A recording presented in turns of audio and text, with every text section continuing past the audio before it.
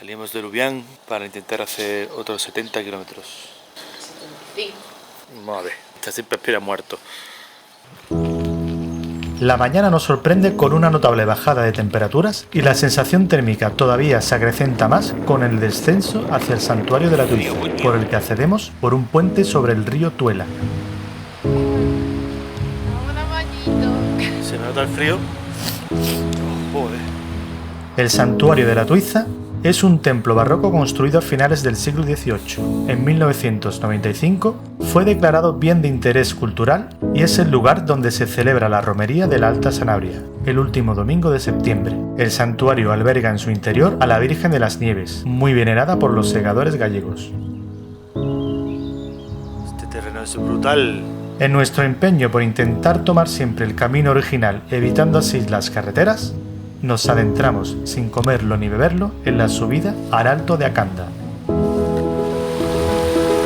Son 4 kilómetros de ascensión con unos 300 metros de desnivel por una preciosa senda emboscada salpicada de numerosos helechos y riachuelos que tenemos que ir salvando casi siempre con nuestra bicicleta a cuestas. Seguimos arrastrando la bici por el Alto de Gandalf, de Caldas. ¿Cómo se llamaba? No he hecho cuenta. Solo hacemos arrastrar y arrastrar nuestros cuerpos y la bici. Remojado y todo guarretea. Esto es brutal, tío. Para atravesar estos bonitos parajes, también había que superar unas pendientes considerables, algunas de ellas con mucha piedra suelta en las que hay que tener precaución y paciencia. Por tanto, si algún ciclista decide afrontar el Alto de Acanda por el camino, que sepa que va a ser duro, pero muy bonito. Joder, Dios, esto es para arriba, para arriba.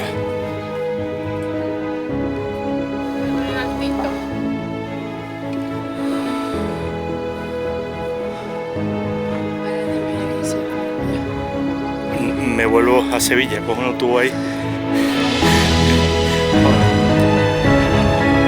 Coronar el Alto significa llegar a la barrera natural que separa Galicia de Castilla. ¡Estamos en Galicia!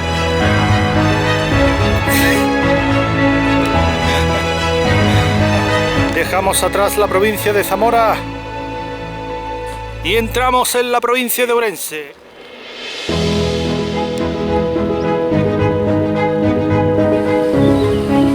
Tras descender varios kilómetros por carretera, volvemos a tomar una bella senda en la que tenemos que sortear alguna cancela y que nos lleva a las inmediaciones de Opereiro, localidad que está precedida por la ermita de Nuestra Señora de Loreto.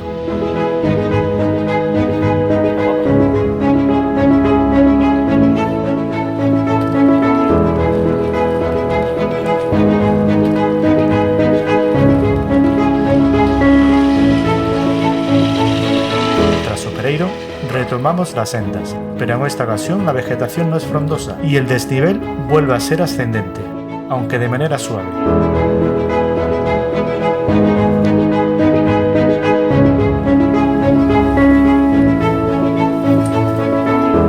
Llegamos a Ocañizo. Vamos a intentar coger la carretera ahora para ir a Gudiña. En la siguiente población, Ocañizo, apreciamos la iglesia de Santa María, de estilo barroco de mediados del siglo XVIII.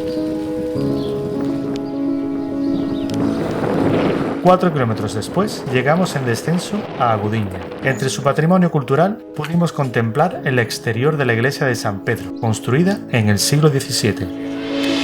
Hay dos alternativas, una por Berín, que serían 228 kilómetros, y otra por Laza, que serían 196.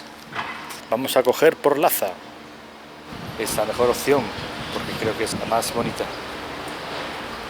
Lo dicho, en Agudiña se nos presentan dos variantes, de las cuales tomamos la que va dirección a Laza, por ser la que consideramos paisajísticamente hablando la más bonita, aunque algo más dura, al tener alguna que otra cuesta exigente. Del mismo modo, esta variante no es recomendable cuando la climatología es adversa.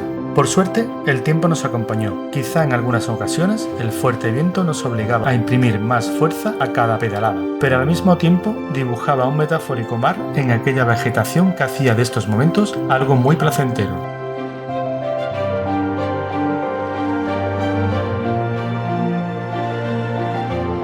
Además, pudimos dar fe de las maravillosas estampas que nos acompañaron en aquellos kilómetros a más de 1000 metros de altitud, atravesando pequeños núcleos poblados y bordeando el embalse de Encoro das Portas, cuya silueta se abre paso entre las montañas hasta llegar al Parque Natural o Invernadeiro.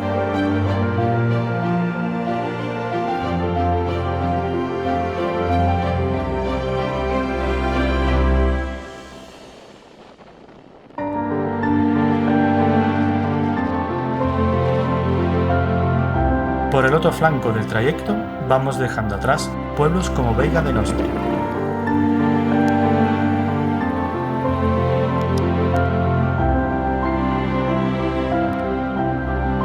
El camino tiende a descender hasta la población de Campobecerros, localidad que antaño creció con la construcción del ferrocarril Zamora-Ourense. Aquí hicimos una pequeña parada para ver la iglesia de la Asunción y la moderna figura de Santiago Apóstol tallado en piedra que hay en su portal. Seguimos el itinerario atravesando en esta ocasión la tranquila aldea de Portocamba, donde volvemos a ganar algo de altitud hasta llegar al Alto de Camba, donde hay postrada una cruz de madera en memoria a los peregrinos fallecidos en el camino. En un alto antes de emprender la bajada hacia Laza. Pues nos espera toda esta bajada hasta Laza. Poco después realizamos un precioso descenso por una pista de tierra que atraviesa toda la cornisa de la montaña. Todo el cara es verde. Verde lo que te estás sacando tú de ahí.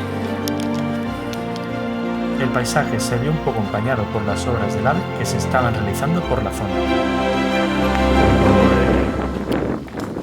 Va por aquí. Todos. Por ahí. Por lo demás, solo teníamos que dejarnos llevar y disfrutar de la bajada alternando las vistas del valle con zonas boscosas.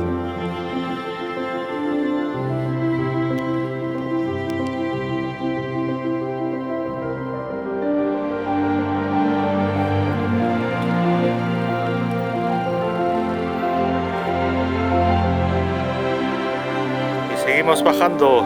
Madre mía, tengo las manos ya doloridas de frenar. Al final del descenso, tomamos una carretera local hasta llegar a Laza. Y llegamos a Laza, nuestro destino de hoy. Uf, demasiado. Uy, Rubenciño, como mira, se tiene ese buen cantautor. Oye, ¿para Huelva no lo pone? ¿Para dónde va? ¿Cuánto queda para Huelva?